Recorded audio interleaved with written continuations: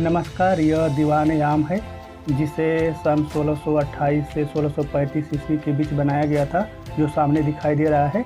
इसे मुगल सम्राट शाहजहाँ ने बनवाया था।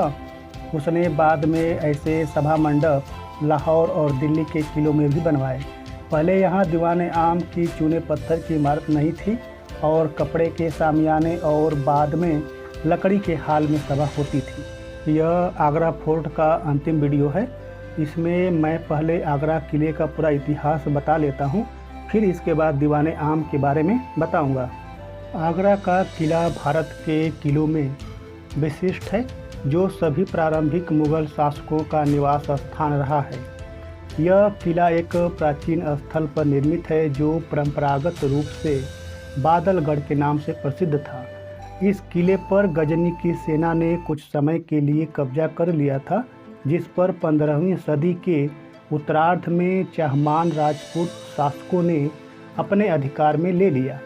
इसी सदी के अंतिम दशक में आगरा ने राजधानी होने का गौरव प्राप्त किया, जब सिकंदर लोदी राजधानी दिल्ली से आगरा स्थानांतरित की और किले में कुछ भवनों का निर्माण करवाया।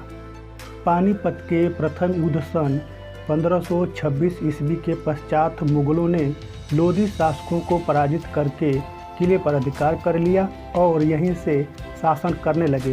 किला वर्तमान स्वरूप में अकबर के शासनकाल में सन 1556 से लेकर 1605 ईस्वी में स्थापित हुआ।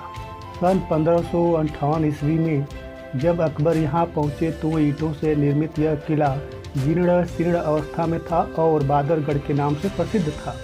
अकबर ने इसे लाल पत्थर से पुनर्निर्मित करने का आदेश दिया और लगभग 8 वर्षों में यह बनकर तैयार हो गया। 1565 से लेकर 1573 ईस्वी के बीच किले में 500 सुंदर भवन थे, जिनमें से कुछ को शाहजहां ने तोड़वाकर संगमरमर के महलों में परिवर्तित करवा दिए थे।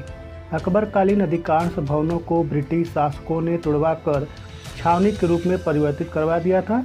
अब मुख्य रूप से जो है 30 भवन बचे हैं।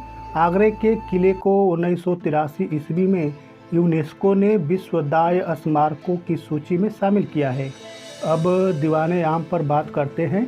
यह 208 फीट लंबा और 76 फीट चौड़ा हाल है, जिसकी मुख पर 9 विस्तीर्ण अर्धवृत्ताकार 9 दांतों वाले मेहराब हैं और प्रत्येक पार्श्व में 3 मेहराब है, जो बड़े बड़े दोहरे खंभों पर आधारित हैं।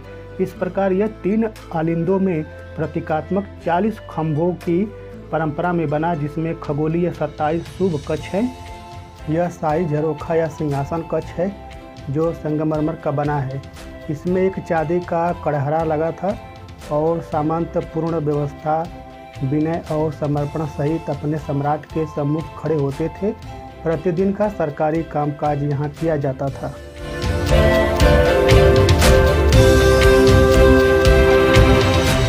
इसमें पच्चीकारी से अलंकरण हुआ है।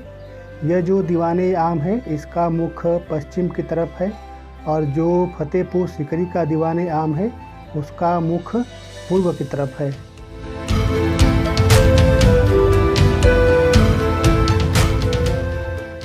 यह भी सिंहासन है, ऊपर नीचे दोनों सिंहासन है।